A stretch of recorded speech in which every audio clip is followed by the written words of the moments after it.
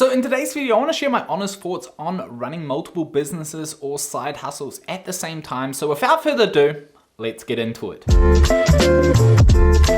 Hey friends, welcome back to the channel. If you're new here, my name's Connor, and on this channel I help people who cannot code build their own online businesses with no-code tools like Webflow, Airtable, and Zapier. So in today's video, I want to talk about a topic that I've been meaning to discuss on this channel for a while, and that is, do I think it's a good idea to run multiple businesses at the same time? Now, if you know me, you'll know that besides doing this YouTube stuff, I also run a freelancer marketplace in New Zealand and in Canada called the Unicorn Factory, and I also have my own online course called the MVMP program where I teach people how they can build their own online marketplaces with no-code tools. So besides doing all of those things, I also occasionally do Facebook advertising for businesses, and that is because before I jumped into the no-code space, that was my primary way of making money. So I do still get the occasional opportunity through word of mouth, which is why I definitely have to add that to the list too. So obviously that's a lot to be working on at any one given time, and I think that if you look at it from an outside perspective, it's quite easy to make the argument that it's very difficult to build and grow a business if your attention is scattered across so many different things. And while I do agree with that, I also think that there are a lot of benefits of running multiple businesses or projects at the same time. And in today's video, I want to share some of my learnings on the matter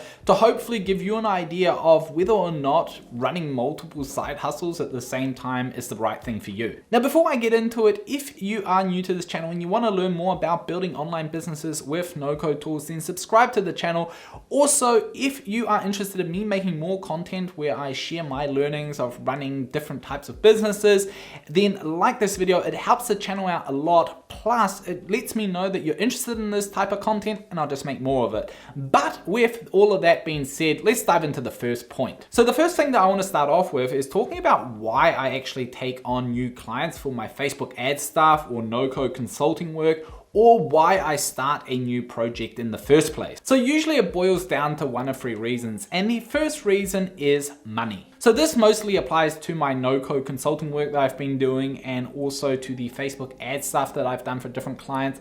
And really what it boils down to at the end of the day is that if I feel like an offer that a client makes is a good return on my time and effort, then I'm just going to take on the work because it makes sense. So what I consider a good return on time and effort is going to vary significantly. So when I was just getting started as a freelancer, any offer I would get would be good return on my time and money, because my main goal was just to accumulate as much cash as possible so I could then have runway to work on different projects like the Unicorn Factory. On the other hand, if cash isn't really an issue, then what becomes more valuable to me is my time. And that means that taking on a new client comes at the expense of me being able to work on my other projects, which is why the offer of that client has to be significantly better in order for me to take it on. So in summary, in regards to the topic of money, if you are currently thinking about starting a startup and you don't have a lot of cash or runway behind you, then I would focus on prioritizing that first.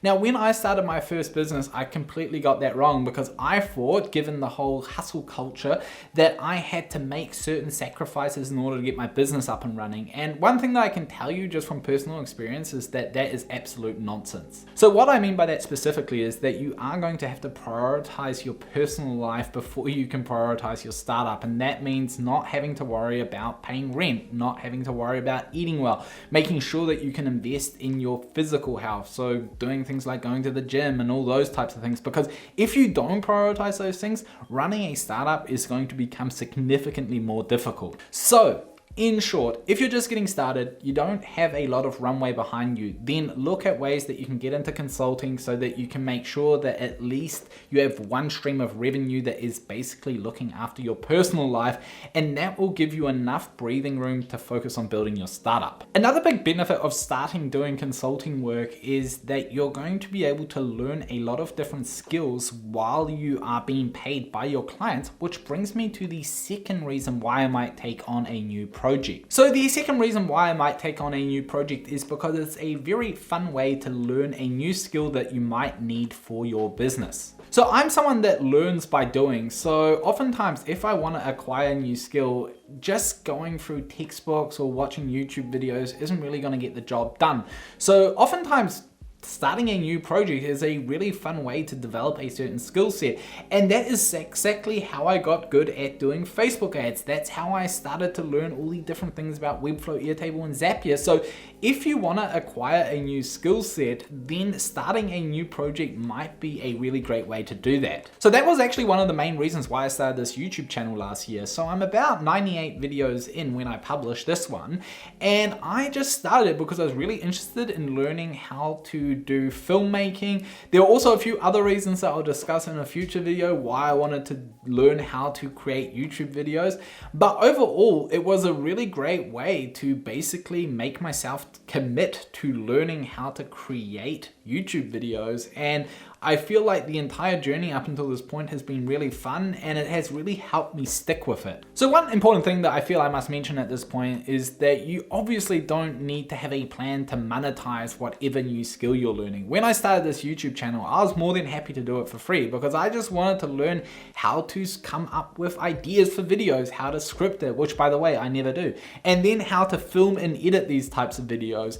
And so that entire journey just in itself was worth it. But one thing that you'll find is when you take it seriously and you show a certain level of commitment, then the whole monetization thing will take care of itself. And that now brings me to the final point, and what I personally think is the most important out of the 3 points, and that is that all of the projects are connected to each other in one way or the other. So this point was very much inspired by the founder of Nomad List, Peter, who also goes by levelsio on Twitter, who besides running Nomad List also runs a whole bunch of other businesses that are in the nomad space. So some of the other businesses that he runs are RemoteOK, Workers.co, or Hood Maps, and those are platforms that are typically used by digital nomads to find good places to work and live in. And he wrote a fantastic article about how all of those individual businesses actually serve an underlying purpose or vision that he has for the remote working movement. So I'll link to that article down below. It's fantastic, and it really highlights how you can work on multiple projects to solve one particular problem in the world. And that is kind of how I see the Unicorn Factory, my online course, and the YouTube channel working together. So one of my long-term goals for the Unicorn Factory is to actually have it in multiple different countries, and ideally I'd like to continue building the Unicorn Factory with no-code tools. Now obviously it's going to be very difficult for just me alone to build all of the different Unicorn Factories in different locations, which is why I wanted to develop a process where I could teach people how the no-code tools work and how you can use those tools to set up something like the Unicorn Factory. In order for me to understand how people learn these types of tools and the kind of challenges that they have along the way, I created my online course, the MBMP program, which would then go through the process of teaching people who don't come from a coding background but have also got no experience with no-code tools set up their own online marketplaces. So even just over this last year, I have learned so much about how people build these online marketplaces, what they struggle with, what they find easy, and it's really allowed me to improve the process that I've been going through developing these standard operating procedures for building something like the Unicorn Factory in a different location. So even though the course is a standalone product or platform or business, it benefits the Unicorn Factory and the long-term vision that I have for it significantly. Now that online course would never have happened if I hadn't made that start with my YouTube channel and I started to discover what people wanted to learn, the kind of workflows that they were interested in going through. So you can see now that the YouTube channel in a way is correlated to the course, which in a way is also correlated to the Unicorn Factory. So in a way, even though I am spread between multiple different projects, they are actually serving each other in one way or the other. And there are a whole bunch of different ways in how they can be interconnected to each other. But I think that that particular example highlights the main benefit of having multiple projects at the same time. Now, I would be lying if I didn't say that there are also some significant challenges that come with running multiple businesses at the same time. One of the things that I have really seen and felt over the last 6 months is when all of your little side projects start to go very well at once, you very quickly start to hit bottlenecks in terms of what you can do in order to hit the next project. And that is actually one of the main reasons why I stopped my series on the Unicorn Factory Canada. It was not because I felt like I wasn't getting enough traction with the videos. It was actually because I just stopped working on the Unicorn Factory Canada. And that was because I had too many different things going on at the same time that I just couldn't keep up with it. And so in short, the more your projects grow, the more attention they will require. And unless you have a very solid game plan for outsourcing that work to people, it's going to be very difficult to keep up with all of it. So you are going to eventually have to make choices in terms of what your main focus becomes, because you're going to keep hitting bottleneck after bottleneck, and that just stops you in your tracks from hopefully taking it to some place where you could potentially take it. Now, on a personal note, I know what my top priority is going to be long term. I know what my main business is going to be in a few years. And I know that along the way, I'm going to have to stop working or dedicating time to certain projects. I am prepared for that, even though I love doing all of the different things. But that is just part of building a business. But I just want to come back to the key points that if you're just starting a business, you don't have a lot of cash flow, then setting up a side business can be really good for financial reasons or cash flow reasons.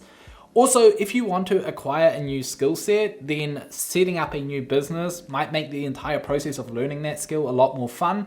And also, if you have an overarching goal, for example, to help people start their own consulting businesses or become freelancers, then you can actually solve that problem in a lot of different ways. And so your different types of businesses and projects might connect to each other and benefit each other. But I'm gonna leave it at that for now. Obviously, there are a whole bunch of additional reasons for or against setting up multiple businesses at the same time. I've seen people build fantastic businesses even though they've run multiple businesses at the same time, and I've also seen people struggle run multiple businesses at the same time. So I think that there's a lot that can be said about the topic. We don't have enough time in this particular video, but if you have a point that you feel is important to be mentioned, then please let me know in the comments down below. It would be fantastic, and I definitely can see myself making a follow-up video on this if there's interest for it. Other than that, thank you so much for sticking around for the entire video. It's very, very much appreciated. Make sure that you have liked this video. Also, subscribe to the channel if you haven't already. Other than that, I'll see you back here for the next one.